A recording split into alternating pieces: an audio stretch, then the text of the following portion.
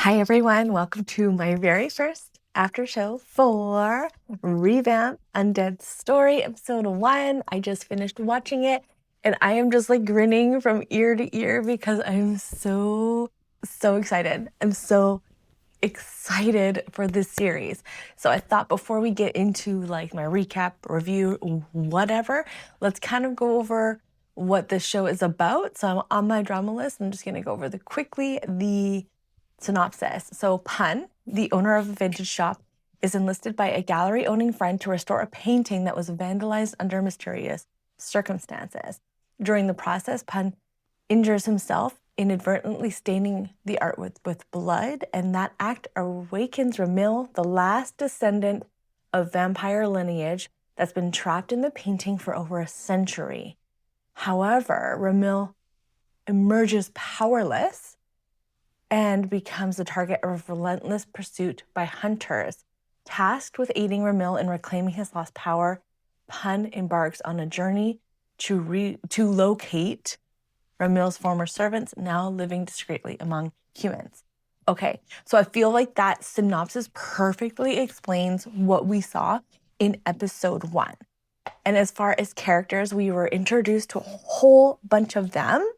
So obviously our main characters are played by Boone and Prem, and that's Ramil, who is the master, the vampire, and Pun, who is the art restorer.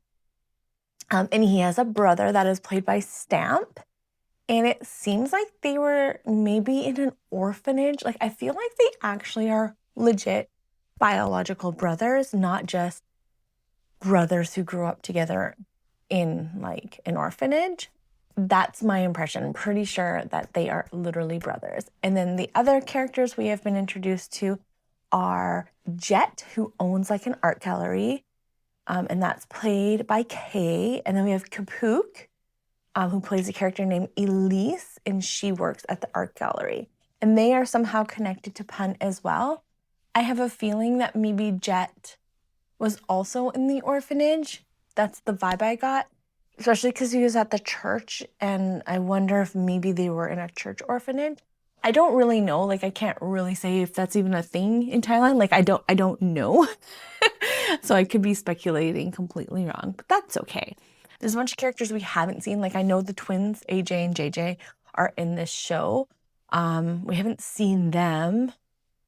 And we were briefly introduced to Barcode's character and I can't say his name, Un's character, which are Siar and Mekin, and those are probably the other vampires from Ramil's like group. I don't know what a group of vampires is called.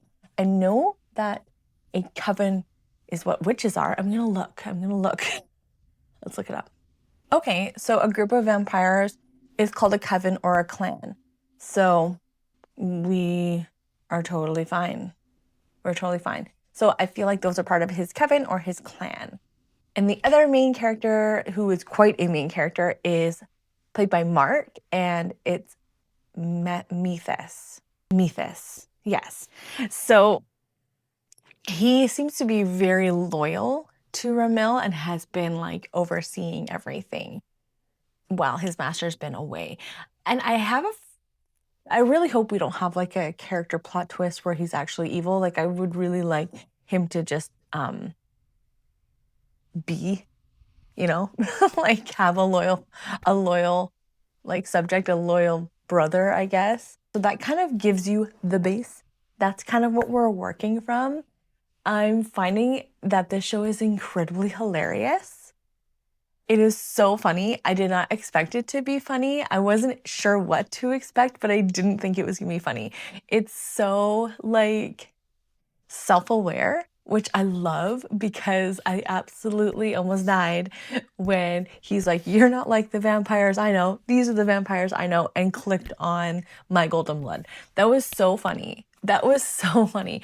And I just love the fact that he picked literally the most devastating scene from My Golden Blood. Why you gotta do that? Why would you do that, Pun?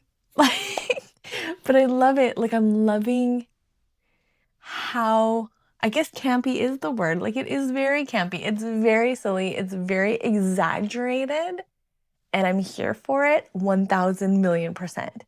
I am so here for it. I don't have any theories at all. I don't think that Methus, I feel like he did warn Penn when he was doing that ritual. He was like, look, you need to stay away, because I feel like maybe when he's in that state of whatever was going on, it probably kind of short circuits his brain. You know what I mean? So I don't think it was like, I actually want to kill you. I think it was just like whatever state of vampireness he was in. And he warned him, he's like, don't come out, like you will be in danger. So I'm interested to see what happens after this, because they totally just left us. I do think Vermil is going to come and save him. Whether or not he has his powers back, it seems like he won't. It seems like maybe that is the plot driving point. And I think it did speculate, like I wondered if there was going to be vampire hunters. Obviously they are, especially from the synopsis there. But I mean, it would only make sense that there's people trying to hunt them down. But I am super pumped. I know I've said that like a million times.